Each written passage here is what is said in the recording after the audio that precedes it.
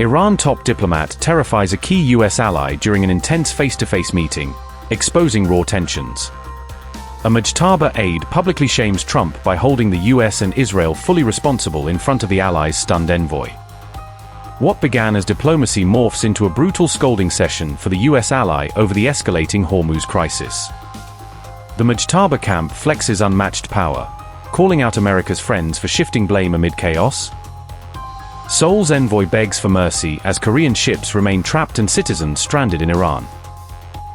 US allies face total disarray while a terrified Trump retreats from imposing any deal deadlines on Iran. As tensions in the Strait of Hormuz spill across borders and into wider regional diplomacy, Iran has squarely blamed the United States and Israel for the escalating maritime crisis. Iran's foreign minister told South Korea's envoy that the US and Israel must be held responsible for the consequences of the war, arguing that their actions are the main driver of instability in the region. Chung Byung-ha, South Korea's special envoy for foreign affairs, met Abbas Araghchi in Tehran on April 22 to discuss safety and navigation in the Strait of Hormuz. Chung Byung-ha traveled to Iran specifically to assess the security concerns linked to the Hormuz choke point and to explore how Seoul can protect its commercial and maritime interests amid the standoff. Araghchi reiterated that the current instability in the strait stems from US military actions and political decisions, rather than from Iran's own policies, as Tehran frames it. The Iranian foreign minister argued that recent attacks, threats, and pressure tactics have triggered the current maritime crisis, framing the blockade and seizures as escalatory measures. Araghchi also called on all nations to take a clear stance and publicly condemn what he described as crimes against Iranian civilians and infrastructure, urging international solidarity.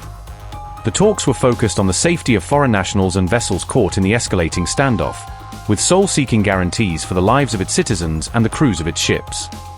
South Korea has expressed concern over its 40-plus South Korean citizens still in Iran, as reported by the Chosun Ilbo, highlighting the humanitarian and diplomatic stakes of the conflict. The envoy also requested that Iranian authorities pay specific attention to 26 South Korean-linked ships that remain stranded in or around the Strait of Hormuz, seeking safe passage for each vessel. Chung urged Iran to ensure the swift and uninterrupted passage of all commercial vessels through the shipping lane and to keep the waterway open for legitimate trade. He also expressed hope that formal negotiations between the US and Iran could resume soon, which he said would be a necessary step toward restoring stability in the region. Iran, however, has continued to link any meaningful diplomatic progress to the lifting of the US naval blockade, insisting that talks cannot move forward while the siege on its ports remains in place.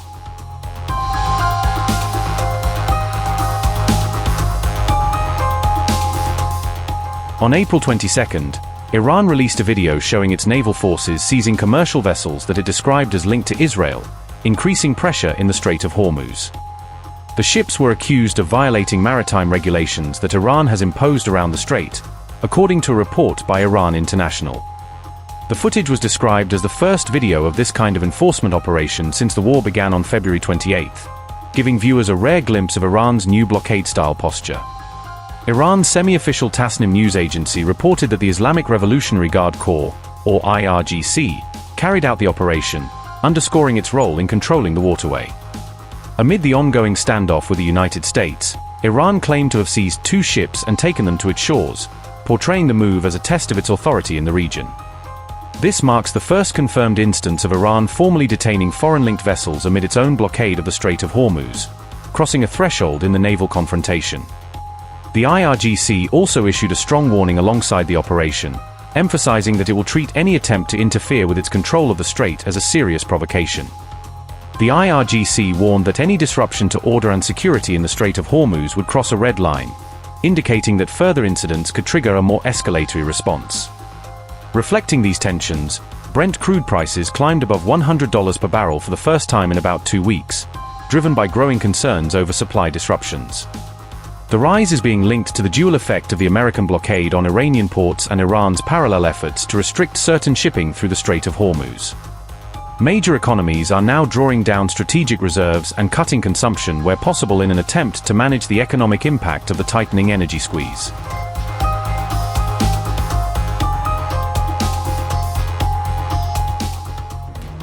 Iran's Islamic Revolutionary Guard Corps attacked a 3rd ship on April 22 in the Strait of Hormuz, Iranian media reported, escalating tensions in the strategic waterway. The attacked vessel was identified as the Euphoria, according to News, Fars, and Mer, which all reported the IRGC strike on the ship.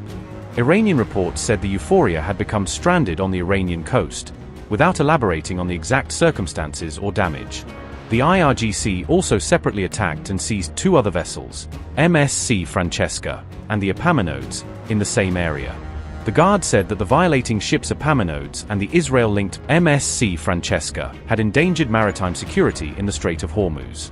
According to the IRGC, both ships were operating without the necessary permits and had tampered with their navigation systems, which it described as a threat to navigational safety.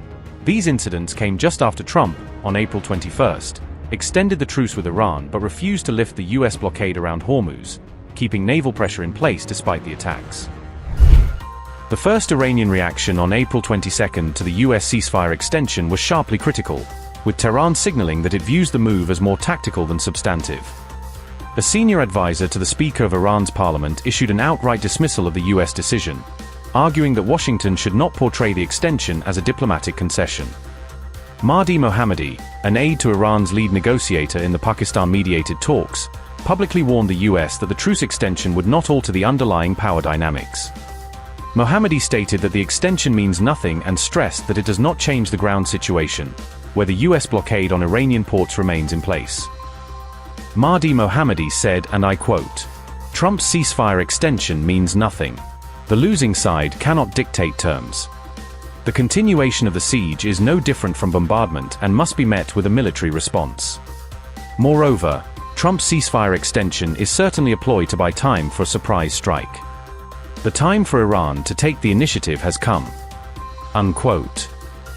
Additionally, Iran's ambassador to the United Nations, Amir Said Irvani, revealed Iran's core red line in an interview with the Tasnim news agency.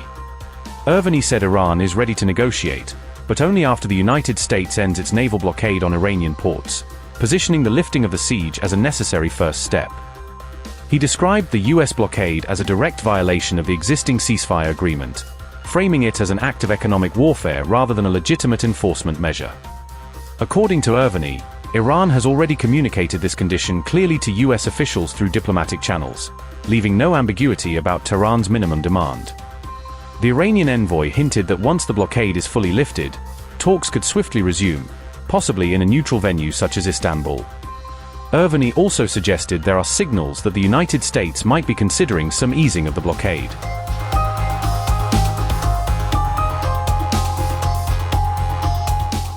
On April 22, the United States denied reports suggesting it had given Iran a firm deadline to submit a nuclear deal proposal, seeking to downplay the perception of an ultimatum.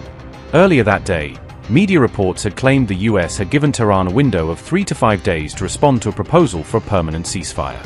White House Press Secretary Caroline Leavitt told reporters that President Donald Trump has not set a hard deadline and that the timing of Iran's response would be flexible.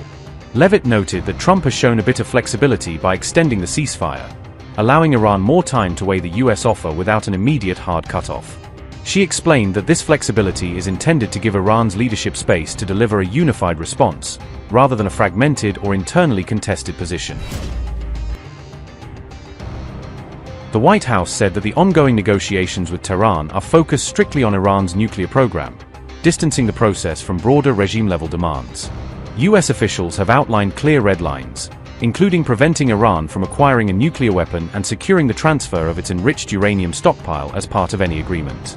Iran, however, has instead proposed to downblend its enriched uranium rather than hand it over to the United States, offering a compromise that would reduce enrichment levels without full physical transfer. Meanwhile, conflicting reports continue to circulate about internal divisions within Iran's leadership, with US officials suggesting that the political and military wings are not fully aligned. US officials told Axios that there is a clear disconnect between the civilian-led negotiation team and Iran's military and security leadership, creating a fragmented decision-making environment. Anonymous US officials said, and I quote, "We saw that there is an absolute fracture inside Iran between the negotiators and the military, with neither side having access to the supreme leader, who is not responsive." Unquote. Meanwhile, Tehran has rejected the current model of US pressure and has not yet committed to a concrete timeline for resuming diplomacy on Washington's terms. Iran's President Masoud Pezeshkian has said that the US naval blockade is the main obstacle to genuine negotiations, arguing that talks cannot proceed while Iran's ports remain under siege. Iran's parliament speaker and lead negotiator, Mohammad Bagher Ghalibaf, has also insisted that pressure-based tactics will not work, warning that coercion alone will not bend Iran's negotiating posture. Great questions, and I will answer them. Let's level set on where we are. As you all saw yesterday, President Trump announced an extension of the ceasefire. He's maintaining and generously offering a bit of flexibility to a regime who has been completely tarnished because of Operation Epic Fury. There's obviously a lot of internal division. This is a battle between the pragmatists and the hardliners in Iran right now, and the president wants a unified response. And so as we await that response, there's a ceasefire with the military and kinetic strikes, but Operation Economic Fury continues, and the effective and successful naval blockade continues as well, of ships and vessels that are moving to and from Iranian ports. We are completely strangling their economy through this blockade. They're losing $500 million a day. The Karg Island is completely full. They can't move oil in and out. They can't even pay their own people as a result of this economic leverage that President Trump has inflicted over them. So he's satisfied with that as we await their response, and we will see. The president has not set a firm deadline to receive an Iranian proposal, unlike some of the reporting I've seen today. Ultimately, the timeline will be dictated by the commander-in-chief and the president of the United States. Well, we obviously know who we're negotiating with because our negotiating team has sat down with those individuals in person. But obviously, there's a lot of internal fraction and internal division, which again just proves the effectiveness of Operation Epic Fury in the first place. You know, there's been some anonymous sourced reporting that there was maybe a 3 to 5 day deadline. That is not true. The president has not set a deadline himself. Ultimately, he will dictate the timetable.